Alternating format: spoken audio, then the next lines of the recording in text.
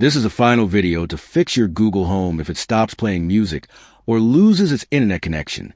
Are you tired of your speaker suddenly going silent or dropping the signal right in the middle of your favorite song? This frustrating issue usually happens because of small communication errors between your device and your router that pile up over time.